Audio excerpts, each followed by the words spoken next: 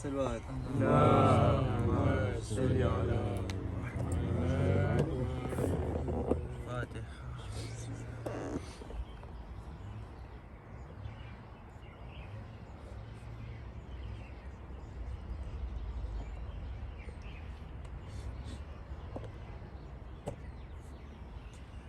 لا حول ولا قوة إلا بالله العلي العظيم. أعوذ بالله من الشيطان الرجيم. بسم الله الرحمن الرحيم. الحمد لله رب العالمين، ثم الصلاة والسلام والتحية والإكرام على سيد المرسلين مولانا أبي القاسم مصطفى محمد. اللهم صل على محمد وآل محمد. فقد قال الله تبارك وتعالى في كتاب المجيد: أعوذ بالله من الشيطان الرجيم. بسم الله الرحمن الرحيم. كل نفس ذائقة الموت ثم إلينا ترجعون. صلوات پر محمد وآل محمد. اللهم صل على محمد وآل محمد. Dans le Coran et Majid, Surat 29, Surat Ankabut, verset 57, Kullu nafsin zaïkatul maut, summa ilayna turja'un. La traduction est: toute âme goûtera à la mort, puis c'est vers nous que vous serez ramenés. Mais la question que je me pose, c'est: comment je vais goûter à cette mort? Est-ce qu'elle sera douce plus que le miel ou amère? La réponse à cette question, nous pouvons le savoir quand nous entamons notre vie dès que l'on est adulte dans la loi islamique, à savoir la vie que j'ai envie de mener ou j'ai menée, si elle était sous la soumission d'Allah subhanahu wa ta'ala ou sous la pervertise de Shaitan. La route entamée dans ma vie était dans le haqq ou dans le batil. Allah subhanahu wa ta'ala a déjà fixé notre destin, comment nous serons, quel métier je ferai, quelle mort je vais avoir. Mais Allah subhanahu wa ta'ala, il est miséricordieux. Il nous laisse la possibilité de le changer. Grâce à nos zikrs comme le istighfar, nos actions comme le sadaqa, ou des événements comme Laylatul Qadr, la nuit du destin dans le mois de Ramazan. Un exemple banal qui peut nous arriver, mais que nous ne le sachons pas. Allah, par exemple, a choisi pour moi que j'aurai 1000 € de rodier aujourd'hui par rapport au magasin que je gère. Mais que je ne me suis pas levé au Namazoub et que le temps pour faire cette prière est dépassé. Alors par conséquent, elle a baissé de 300 € par exemple. Mon rodier a baissé par rapport à l'action que j'ai menée. Mais lorsque je vais donner sadaqa, demander pardon sincèrement pour mon erreur et faire le namaz qaza sans attendre, elle peut augmenter ce même risque que nous avons perdu aujourd'hui. Car j'ai réagi et ne pas me dire que c'est pas grave, j'ai le temps de faire plus tard. C'est qu'un exemple. La vie que nous menons aujourd'hui n'est pas fixée par le temps, mais elle change continuellement. Allah nous donne les moyens nécessaires pour changer cette vie. Alors pourquoi l'attendre? C'est la même chose pour ma mort.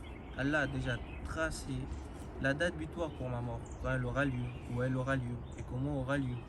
Mais cet événement, elle peut changer. Comme par exemple à l'époque d'Imam Ali alayhi salam. Il y a un sahabi qui est venu le voir et l'imam le félicita car il a fait siler rahim avec un membre de sa famille. Mais que l'autre fait qater rahim. Quand le sahabi revient dans sa ville, il a entendu qu'il est mort. Et l'imam lui dit que c'est à cause du qater rahim qu'il a gardé. Ça veut dire que selon nos actions, soit on mourra plus tôt ou plus tard et dans quelles circonstances aussi. Faut pas oublier une chose, cette date butoir, elle reste fixe, mais selon mes actions, elle change constamment. Pour répondre à la question que j'ai posée au début, la mort que l'on va goûter sera selon nos actions menées tout au long de notre vie. Est-ce que ce que j'ai fait était dans c'est qu'Allah m'a demandé de faire, ou est-ce que j'ai fait n'importe quoi dans ma vie? La mort que nous allons savourer est basée que sur nos actions. Et bien entendu, cet avant-goût sera d'abord de voir l'ange de la mort, c'est-à-dire par quelle apparence il est venu prendre mon âme.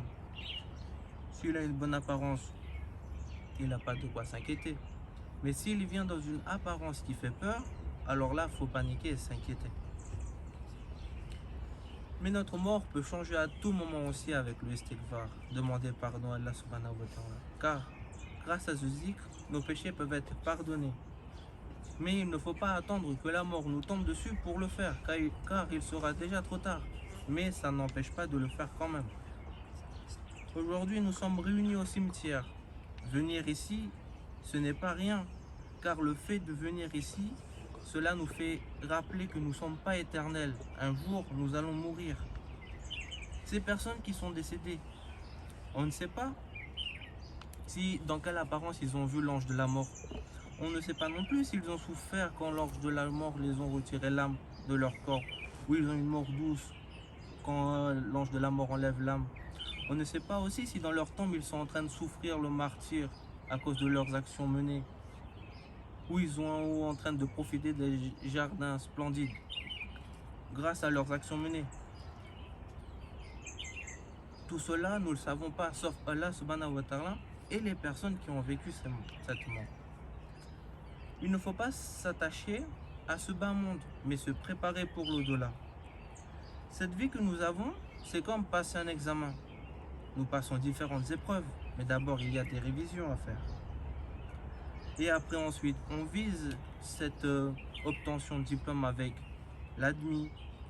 D'autres viseront le mention bien, d'autres le très bien. Il y en a, ils vont viser aussi la félicitation du jury. Et d'autres, malheureusement, vont échouer à ces examens. Eh bien, c'est la même chose pour nous. Cette vie est remplie d'épreuves. Si nous voulons réussir, faisons en sorte d'utiliser les outils et les moyens que là nous laisse, que les Massoumines nous laissent pour avoir notre diplôme, qui est le paradis. Car si malgré ces outils, je ne les exploite pas, alors c'est l'échec total et c'est l'enfer que nous allons avoir. Allah nous a donné la chance de changer notre destin quotidiennement et tout le temps. À nous de prendre en main pour le changer. Si nous voulons que notre mort soit plus doux que le miel, faisons en sorte de mener une vie qu'Allah nous a ordonné de faire, en suivant la route des Massoumines alayhi salam et notre Coran. Si nous voulons souffrir et avoir la mort plus amère lorsqu'on va mourir, alors le chemin est simple, c'est de suivre Shaitan et de désobéir à Allah subhanahu wa ta'ala constamment. En conclusion, toute âme goûtera à la mort. À travers nos actions, nous pourrons déterminer si nous aurons un bon goût ou non de la mort. Car à travers cela, nous pouvons estimer si nous serons dignes d'être au paradis ou dans l'enfer. Et cela va commencer par la vie après la mort, c'est-à-dire dans notre tombe, dans le barzakh. Et à travers celui-ci, nous pourrons savoir où nous serons le jour du jugement. Salouat. Allahumma salli ala Muhammad wa ali Ave Masaib Maave. Janabe Hur alayhi salam, Karbala na vakiyama, iye moto zalim hata, di Imam Hussein alayhi salam ne duk kontsero, karan kena l'idée Imam Hussein ne 30 divas, piasa reika. Ani diare pani nu koshish karta ta leva mate, nanda bata ne apwa mate, to shahid karwa maafto. Pour la bonté de l'imam et ses paroles lui ont fait réfléchir. Ji événement est changé de conquérez vous, inomi muhagam ni ratratu, jare derate, betsauna souke la vache al attache ni avat sans véro. Tout tiare ne vitare vous consu kéro.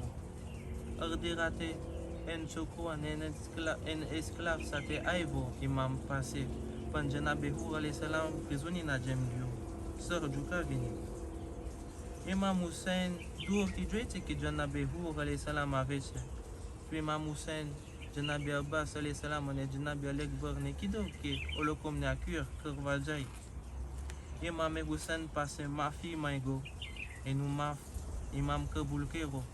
Allah bien nous maf Kerinaiko. Afsos de vivat Imam bi ma fille Maïga Janabe Hur ne que Mehman Giri Sakir Nanaka Gisaiga. Quand que Jerry Mehman avait deux panino glace na pisego. Didina Behur alayhi salam, le mot de récompense méloïde qui Imam alayhi salam passé. Mot mélo, on est déjà accueilli, tiens à accueillir Kero et Rasoul et Koudale, sallallahu alayhi wa sallam. On est Bibi Fatima Zahra. Janabe Hur alayhi salam jannat lido ane jahannam ni muki dido kahan kene kabaratu kyan te hak kyan te batil.